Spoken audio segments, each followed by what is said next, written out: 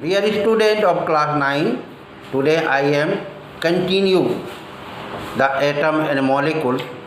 कल हमने सिंबल के बारे में बतलाया था, आज मैं एटॉमिक मास के बारे में बतला रहा हूँ। एटॉमिक मास तो actual mass of atom of an element is very very small, कि एटम का मास बहुत बहुत कम होता है। जैसे कि एक एटम ऑफ हाइड्रोजन का मास H हाइड्रोजन का मास 1.673 इंटू 10⁻⁻24 ग्राम होता है। इसका मतलब पहले पॉइंट देके 0 0 0 0 20 22 तो 0 होगा, तब होगा 1673 ग्राम। तो इतना छोटा मास, यानी it is not convenient to use such small and complicated figure in our calculation. इस कैलकुलेशन में इतना छोटा क्वांटिटी को हम लोग यूज़ नहीं कर सकते। इसलिए एटॉमिक मास यूनिट को, यानी एटॉमिक मास को डिफाइन करने के लिए हमको एक सिंपल फिगर को समझना होगा। यानी to understand the present definition of atomic mass would first know the meaning of carbon 12 atom। carbon 12, तो carbon 12 atom is that atom of carbon which has 6 proton and 6 neutron। carbon 12 atom वह कहलाता है जिसमें carbon का 6 proton और 6 neutron होता है उसके न्यूक्लियस में, जिसलिए इसका एटॉमिक मास या मास नंबर 12 होता है। यानी carbon 12 atom has been assigned as a atomic mass of exactly 12 atomic mass unit. Atomic mass unit means carbon 12 atom has been assigned as atomic mass. Carbon 12 को atomic mass के रूप में consider किया गया है, जिसको हम लोग एटॉमिक मास को U से डिनोट करते हैं, ओनली U। इसका मतलब हुआ कि carbon 12 atom has been assigned atomic mass of exactly 12 unit U, since the carbon 12 atom has been carbon 12 equal to 1/12, यानी 1/12 of the mass of carbon 12 atom. इसलिए atomic mass unit equal to 1/12 the mass of carbon 12 atom. तो 1 unit बराबर होता है 1/12 of the mass of carbon 12। यानी इसका atomic mass unit का मतलब हुआ कि exactly 1/12 the mass of an carbon 12 atom. तो ये atomic mass of all other elements are determined by comparing the mass of their atom with the mass of carbon 12 atom. मान carbon 12 atom के mass से किसी भी atomic mass को compare किया जाता है। तो ये atomic mass of an element is the relative mass of its atom as compare to the mass of the carbon 12 atom taken as 12 unit. यानी atomic mass on element indicate the number of times one atom of element is heavier than 1/12 of carbon 12 atom। यानी किसी भी element का atomic mass carbon के 12वें भाग से कितना गुना भारी होता है, ये कंपेयर किया जाता है एटॉमिक मास को। तो आजकल जो स्टैंडर्ड है, यानी present standard for the atomic mass of carbon 12 atom has been assigned as the atomic mass of exactly 12 atom. सबका एटॉमिक मास अलग अलग होता है। जैसे हाइड्रोजन का एटॉमिक मास 1, कार्बन का 12, नाइट्रोजन का 14, ऑक्सीजन का 16। एटॉमिक नंबर हाफ होता है, एटॉमिक मास डबल होता है। सोडियम का atomic number 11, atomic mass 23, magnesium का एटॉमिक मास 24, अल्युमिनियम का 27, फास्फोरस का 31, सल्फर का 32, क्लोरीन का 35.5, पोटेशियम का होता है 39, कैल्शियम का 40, आयरन का 56, कॉपर का 63.5। इस तरह से इसका एटॉमिक मास याद रखना है।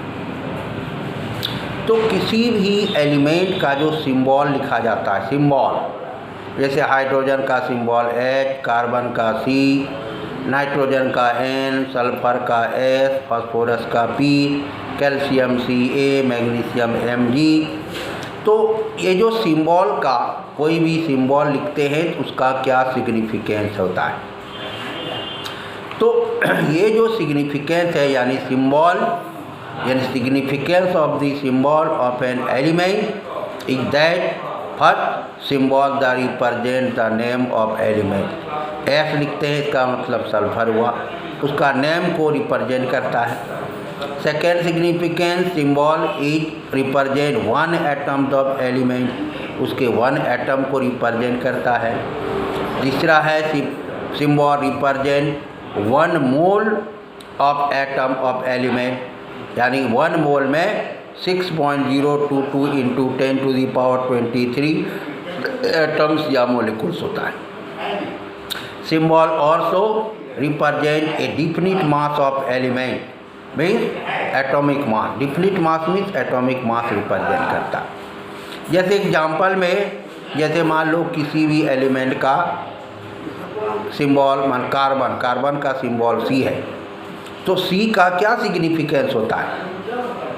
Significance of the carbon C, तो symbol C represent carbon element, symbol C represent one atom of carbon element, symbol C represent one mole of carbon atom.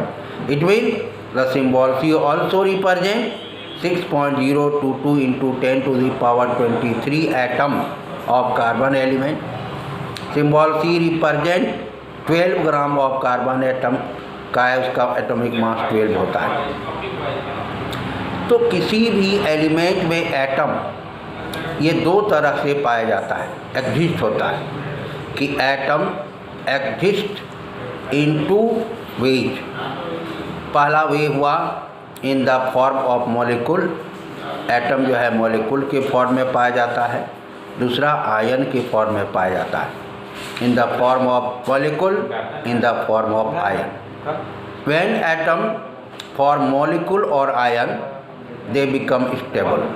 जब कोई एटम मॉलिक्यूल या आयन फॉर्मेशन करता है तब वह स्टेबल होता है। काहे कि स्टेबिलिटी करने के लिए उसका इलेक्ट्रॉन अरेंजमेंट नोबल गैस के समान हो जाता है। तो ये जो molecules and ion together in large number to form the various type of matter around us, so we cannot see an individual molecules or ion with our eye. अब लोग मॉलिक्यूल आयन को आँख से नहीं देख सकते हैं।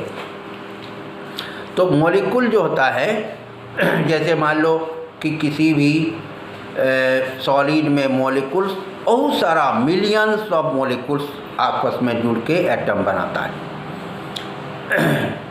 तो ये छोटा छोटा मॉलिक्यूल्स का पार्टिकल बहुत, जैसे मान लो क्लोरीन हुआ, तो क्लोरीन आयन जिसको हम लोग नेगेटिव आयन Cl माइनस है, सोडियम पॉजिटिव होता है।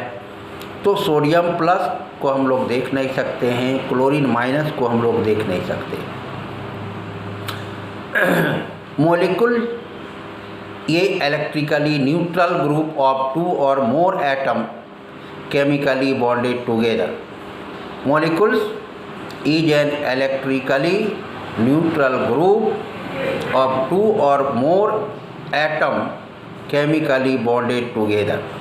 Molecule क्या है? मॉलिक्यूल एक इलेक्ट्रिकली न्यूट्रल ग्रुप होता है जो दो या दो से अधिक एटम मिलके बनता है। उसके बीच जो फोर्स ऑफ अट्रैक्शन यानी the forces which hold the atom together in a molecule is called covalent bond। ये फोर्स ऑफ अट्रैक्शन जो होता है वो कोवैलेंट बॉन्ड कहलाता है। And so the combination of atom is called molecule, and we know that atom is the most of the element are very reactive and cannot exist in free state. Molecule free state में नहीं पाया जाता है. Molecule only exist in free state because they are very stable. बहुत stable होता है जिसके कारण वो फ्री स्टेट में पाया जाता है. हम ये भी कह सकते हैं डिफिनेशन में कि a molecule is the smallest particle of a substance which has the property of that substances and can exist in free state. ये डिफिनेशन है. तो किसी भी एलिमेंट का जो मॉलिक्यूल होता है कि molecule of an element contain 2 or more similar atom chemically combined.